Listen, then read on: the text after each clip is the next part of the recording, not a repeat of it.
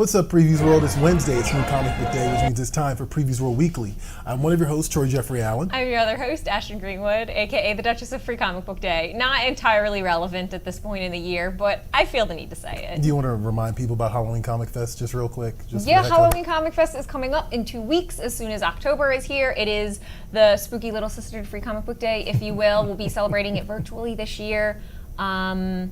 So you can hang out with us online at Halloween Comic Fest, Facebook, Twitter, Instagram, and on our website. We'll be doing all kinds of stuff. I'm going to try and keep this brief, but we're going to do like a Monster Mash villain, like Monster and Villain mashup bracket, like a March Madness style bracket, Halloween candy, which is apparently a hot topic. I didn't realize there was so much contention around what candy sucks and candy does not suck. Oh, well, we talked about this last week. Candy corn sucks. Sorry. No, it does not. It does. The pumpkins decline the pumpkins. Twizzlers suck. What? Twizzlers are god awful. It tastes like wax and cherry. You just don't like licorice. I do not like licorice. Okay, then just say that. Okay, well then, licorice in general sucks. The whole genre of licorice Okay, so sucks. you don't like Good and Plenty then, I'm guessing. No, absolutely not. And yeah, and candy corn sucks. Decline. Left on read again. Look at that. I cannot co-sign that. You can't co-sign. I really don't get the candy corn thing. Like that's actually the commonality between these two things: the licorice, well, the Twizzlers, and the candy corn. Is like that waxy. Exactly, it's that waxy thing. I don't know what it is. It's weird. I don't like it. Candy corn is just straight sugar. Like, it's just a main line. Yeah, if you like Pixie Sticks or like Fun Dip or anything that's just ingesting pure sugar cane, there you go. Right. Candy corn's it. Right, just inject it into your body.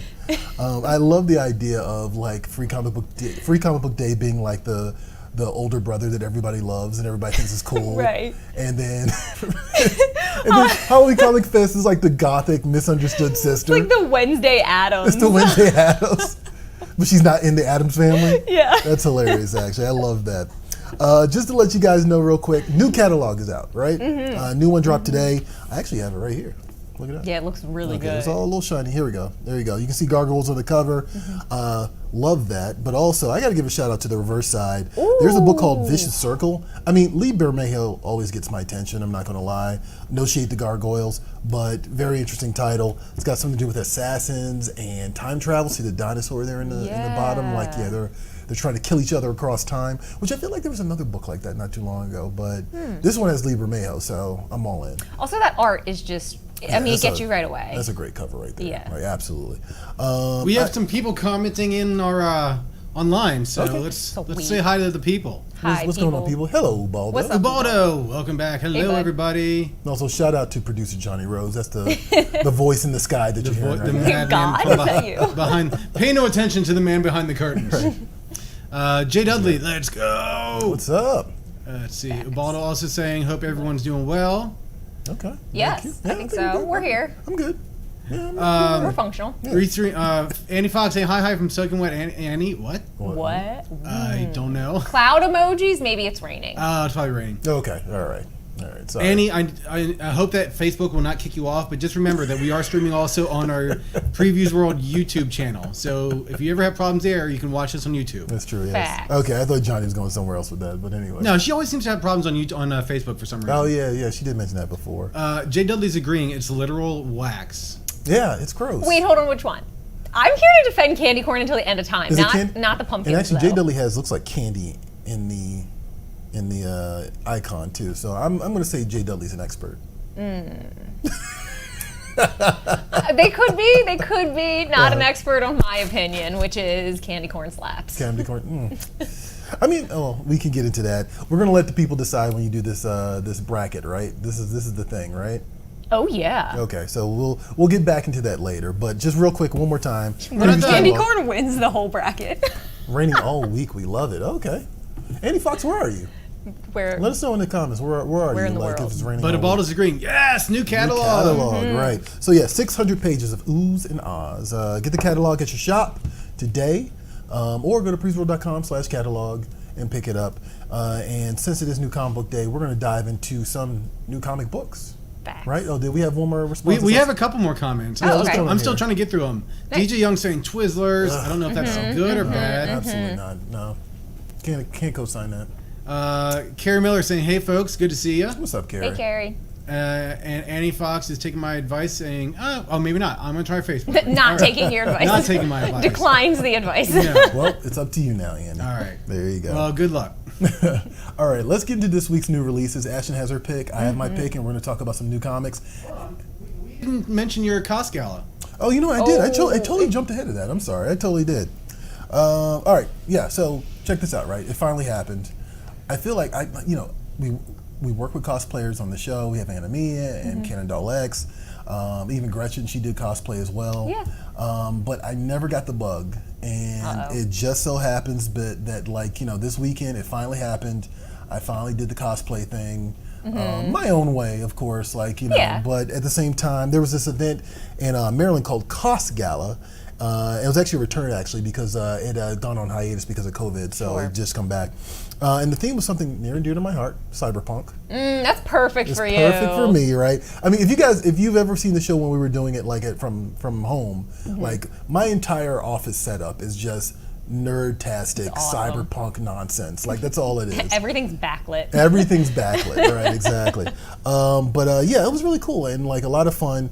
I sponsored the event. I provided stickers for the event. There was a little poster card that I attached as well for a character for a book I'm doing called Fight of the Century.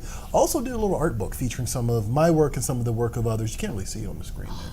The cover is so cool. But the color, there you go. A little bit you can see it there, but the glare is kind of awful. But yeah, So hold on, what is this? What is this item? Because for context, Troy walked by my desk earlier and frisbeed a comic book straight in my face and kept it pushing. And kept moving. That's how it should be. I feel like But no. So this is it's just basically an art book. It's an art book of all the projects I've been working on and the projects we've been working on at Rexco, including the MF Doom comic and the Public Enemy comic and the upcoming Fight of the Century, which is going to be distributed by Diamond Comic Distributors. So look for it in here at some point, right?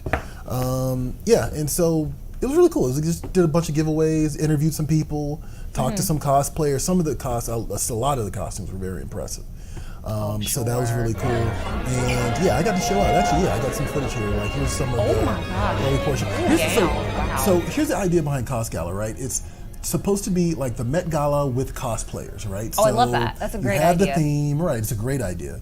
You have the theme, and then everybody shows up based off of that theme, and then it is kind of like a pinky out type of thing. We had servers giving us dinner, had an open bar. There was a purple carpet. I love that. where I did interviews, and then they actually had this Triforce quartet playing during dinner. Ooh. Right. So, and then, they got the little 360 view and all stuff. It was great. It was really impressive. That's serious. And I really right hope there in the background. There's a Triforce quartet. Okay. They're actually local. But I'm really hoping that this is something to continue to do next year. Word has it that there's already a theme in place for next year. Ooh. I won't say what it is just yet, but definitely kind of check it out. Yeah, go to, I think it's costgala.com or thecostgala.com and just kind of keep up with them online or something like that. If you're in Maryland, but also if you're out of the state. Yeah. Because people were flying in to go to this thing. So no way. Yeah, it was really nice, really awesome. It was at Martin's West, which actually I pass here every day to go to work. So yeah.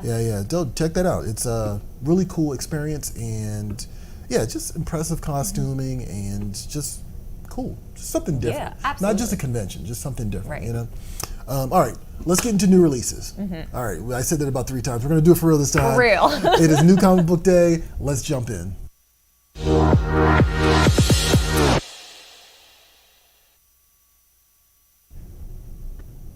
All right, so I think last week I went first. You did, because I remember making fun of you. You did, exactly. So why don't you go first? Okay, I'm really excited to go first, actually. My pick this week is Big Ethel Energy from Archie Comics, which immediately out of the gate, I require that we address how hilarious and fantastic of a title this is. Just completely brilliant. It's a full send. Also, I need to address this Jughead art. I'm not sure who did the art on this because it's originally a webtoon, but I am a simp for Jughead. Y'all know that. And it is continuing here. Okay. So it is originally a webtoon series that they've collected and printed, which is something Archie's kind of been dabbling in a lot lately. They also did this with Bite Size Archie and some Halloween stuff. I think it's a great concept. Kind of spread the love a little bit. Yeah. But so the idea here is that it's just a time jump forward. Ethel's grown up. She's gone to New York to become a journalist. She's very successful, well liked, very confident. And she goes back to Riverdale to do a feature piece on the history of the town. And she goes in with this attitude of like, I'm going to stick it to like Archie, Betty, Jughead, like everybody that bullied me. I'm going to give them their what fors. And then she gets there to discover that they've also all changed. Okay, that's actually kind of nice. I like which that. I love. I love this idea that Archie does. And they do this a lot, the idea of like change and sameness. And like they did this with putting Archie in World War II and then in the 50s with the advent of rock and roll. And like the idea that these characters are at the same time unchanging and constantly changing. Right, yeah. And that's cool. Actually, I love that because as soon as you said that, I'm like, one of the criticisms for years was that Archie's was kind of stuck in this 50s Americana thing, and I never had a problem with it. I always thought it was kind of classic and it just kind of always worked for me. But definitely in the last several years, I kind of noticed that Archie they've had their finger on the pulse. Yeah, exactly, And it's actually been really impressive to kind of see them grow with the zeitgeist, like with the culture and like kind of do different things. Hence, Big Ethel energy. So shout out to them for doing that. That's actually pretty fun. I love that. My pick this week, I mentioned this book before when issue 1 came out, and I got around to reading it. I read the first 2 issues. Issue number 3 is out this week. It's called Absolution. It is from AWA. Peter Milligan delivers. Like Peter Milligan has done stuff like Shade the Changing Man. He did Ecstatics. He's just one of those. You talk about being a simp. I'm a simp for the UK writers, the British writers, the European artists. You've mentioned I'm all in for that stuff, right? So this is really cool. And actually, speaking of cyberpunk, it's got some cyberpunk elements. Of course it does. So there you go, right? But specifically, it's like Running Man meets, I'll say John Wick. I'll say John Wick. I'm trying to think of an assassin thing, and that's kind of it's in that ballpark. The main character was a mob enforcer. She got caught up by the authorities, right? Now she has to fight for survival in this live streaming game where her social score must stay at a certain level, or the viewers can just call it. I love that idea. It's a fun one. It's really cool. The other interesting aspect of this is she was like just full send a ruthless killer. She just did not care. Okay. But I think when in one of her fights or something like that, when she was being an assassin for hire, she experienced some sort of brain damage. And it caused like the empathy portion of her brain to kind of kick in. That wasn't there before. That's not useful if you're an assassin. Right, yeah. So now she's kind of like, I want to live, but I'm like, she's like, should I live? Do I deserve to live? There's a lot of that there too. Like she's kind of having this existential crisis while people are watching her online, like during this thing. It's actually pretty cool. Issue 3 is out today. It's a cool little 5-parter, so just 2 more issues left. Also, I noticed Mike Deodato, the artist, has been doing this thing lately. These last couple of years, where he's been kind of fan casting his comics by drawing the actors into it and just famous people into it. So the main character, Nina, definitely Mila Jovovich. You don't really see it there, but on the interior covers, it's definitely there. And then like Woody Harrelson's like kind of a character in here as well. I love Woody Harrelson. And then, and then LeBron James. No. So no, that's the line. That's too far. Okay, that's fine. But yeah, I just thought that was really amusing that he's kind of fan casting this and like putting actors in place. He's been doing this for a while. Yeah, of course. He would Thunderbolts. He was doing Tommy Lee Jones as Green Goblin and stuff like that. So it was just kind of interesting. But that's out this week from AWA. Did an interview with Peter Milligan. He talked about the book. Just really cool. We've been talking a lot about social credit scores in terms of like in Asia and stuff like that. So it's a little, again, one of those things where science fiction is a little too close to home. A little too close to home. So definitely check that out. So this week we don't have a new release rundown for you guys. I mean, we do, but it's on our PREVIEWSworld YouTube. Before we get into that, we actually have a couple more comments. All right, yeah. What's the comments say? Let's jump into the comments real quick. Let's see. We have Annie Fox saying candy corn made with honey. Okay. I'd be willing to try that. I'd definitely try it. I'd try it. I'd go with that. Okay. You got my attention there, Annie. Ilya saying love the new studio look. No, cool. Thank you. Yeah, we got lights, you guys. guys. Backdrop there. All right, yeah. Annie saying she's in the boonies about 50 miles up the coast from San Francisco. Boonies. Okay, gotcha. Understood. Anything else? Yeah, and Ubaldo also saying lighting in the studio looking fantastic. Cool. Thank you, Ubaldo. Appreciate it. Thank you. We're making changes. It's an evolution. Some more changes to come with the set and whatnot. Yes, keep an eye out for that. Yeah, we just wanted to get back in the studio because I think we're all getting a little cabin fever. So, Facts. All right. So the Hicks Auction is going on right now, and it's actually about to close. Yeah, tomorrow and Friday. And Friday, right? So today and tomorrow. Just sorry. kidding, guys. Okay, there you go. You misled me. Anyway. I thought that was right. I'm not out here lying. I mean, in all purpose. fairness, I actually don't know what today's date is. Today's the 21st. Today's the 21st. So, okay, that makes sense. So tomorrow and today are the final dates for the Hicks Auction. So here's some of what's available. When we come back, I'll tell you a little bit more about it. Hicks is back with another amazing auction that is chock full of pop culture awesomeness. Here are just some of the incredible items that you can find over at Hicks.com.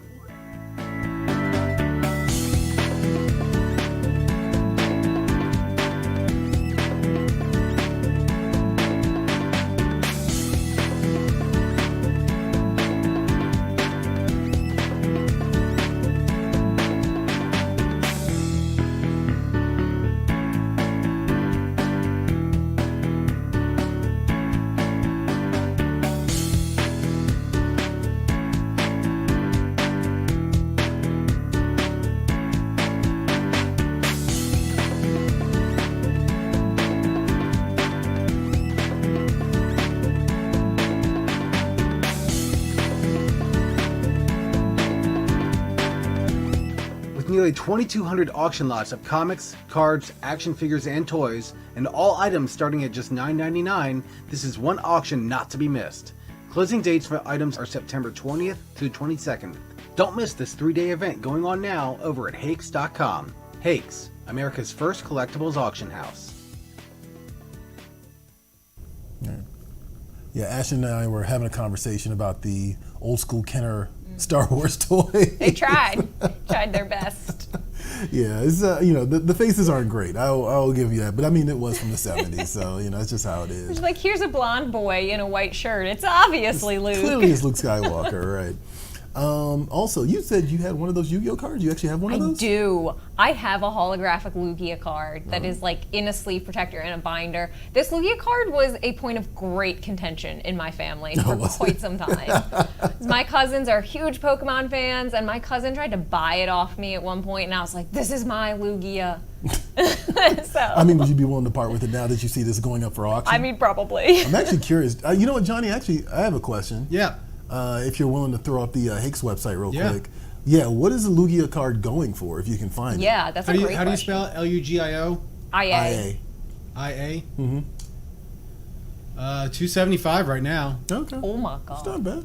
That's not bad. Let's That's see. more than I was expecting. Here's a $385 a Pokemon X Unseen Forces set. No, definitely would not be mine. Mine was on one of the yellow cards. So I wonder if, so here's the thing, right? Like, so the price on the side of the page there, that's like what the range is for what it could possibly go for? I believe so, yes. Okay, so I mean, yeah, you can get, depending on the quality, you can get up to $1,000 for that thing. That's crazy. I mean, this card's only graded at a 6.5, so Right. I mean, that's still, not even like officially mint condition, and Right, still exactly. getting a good. I mean, it's obviously graded by CGC.